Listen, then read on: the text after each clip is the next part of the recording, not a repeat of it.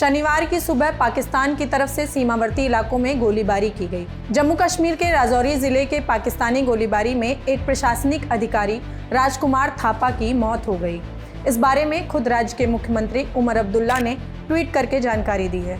उमर अब्दुल्ला ने लिखा है, राजौरी से दुखद खबर, हमने जम्मू कश्मीर प्रशासन के एक समर्पित अधिकारी को खो दिया है। कल ही वे डिप्टी सीएम के साथ जिले में थे और मेरी अध्यक्षता में हुई ऑनलाइन बैठक में शामिल हुए थे। अधिकारियों के अनुसार पाकिस्तान की तरफ से की जा रही गोलीबारी के दौरान राजकुमार थापा अपने घर में थे। उनके घर पर एक गोला आकर गिरा था। इस हमले में थापा गंभीर रूप से घायल हो गए थे। थापा के अलावा उनके 2 और कर्मचारी भी हमले में बुरी तरह घायल हो गए। तीनों को तुरंत ही सरकारी अस्पताल में भर्ती कराया गया, जहां इलाज के दौरान थापा की मृत्यु हो गई। दोनों कर्मचारियों की हालत अभी भी नाजुक ही बताई जा रही है। राजकुमार थापा एक आईएएस अधिकारी थे और वह राजौरी जिले में एडिशनल डिप्टी कमिश्नर के पद पर तैनात थे। 28 अप्रैल 1971 को जन्मे राजकुमार थापा ने MBBS की पढ़ाई की है। मौजूदा समय में वह जम्मू कश्मीर प्रशासन सेवा में काम कर रहे थे। साल 2021 में ही उनकी नियुक्ति राजौरी में की गई थी। राजकुमार थापा की मौत पर राज्य की पूर्व मुख्यमंत्री महबूबा मुफ्ती ने शोक व्यक्त किया है। उन्होंने एक एक्स पोस्ट में लिखा, सीमा पार से गोलीबारी के कारण राजौरी में हमारे एक बहादुर अधिकारी राजकुमार थापा एडिशनल DC की दुखद मौत के बारे में सुनकर बहुत दुख हुआ। युद्ध हमेशा एक त्रासदी होती है, लेकिन यह और भी अधिक दुखद हो जाती है जब बच्चों सहित निर्दोष नागरिक इस नासमझ हिंसा का खामियाजा भुगतते हैं। प्रतिशोध के इस चक्र ने पहले ही बहुत से कीमती जीवन खो दिए हैं और इसके खत्म होने के कोई संकेत नहीं दिख रहे हैं। भाजपा के राष्ट्रीय कार्यकारिणी के सदस्य रविंदर रैना ने भी थापा की मृत्यु पर दुख व्यक्त किया।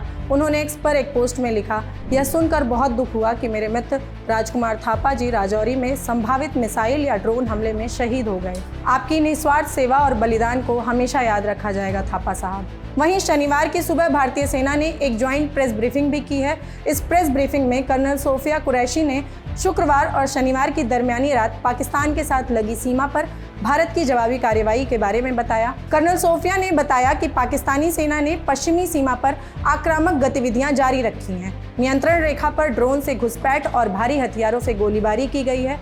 कर्नल सोफिया के मुताबिक पाकिस्तान ने श्रीनगर से नलिया तक 26 जगहों पर घुसपैठ की कोशिश की है।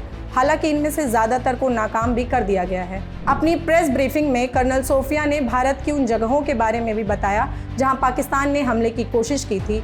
उनके मुताबिक उधमपुर, भुज, पठानकोट, भटिंडा और आदमपुर के सैनिक हवाई अड्डों को नुकसान पहुंचा है। पंजाब के सैन्य हवाई अड्डे पर भी पाकिस्तान ने रात के 1:40 पर एक हाई स्पीड मिसाइल दागी थी।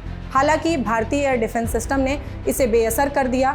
भारतीय सेना की प्रेस ब्रीफिंग में कर्नल सोफिया के अलावा भारतीय वायुसेना के विंग कमांडर व्योमिका सिंह और विदेश सचिव विक्रम मिस्री भी शामिल थे। विक्रम मिस्री ने कहा है कि पाकिस्तान की गतिविधियां उकसाने वाली हैं। भारत ने इन गतिविधियों का जवाब दिया है। कर्नल सोफिया ने भारत की जवाबी कार्रवाई के बारे में भी बताया। उन्होंने कहा, पाकिस्तान की तरफ से जानबूझकर भारत के सैन्य ठिकानों को निशाना बनाए जाने के बाद भारतीय सशस्त्र बलों ने सुनियोजित तरीके से जवाबी हमले किए हैं।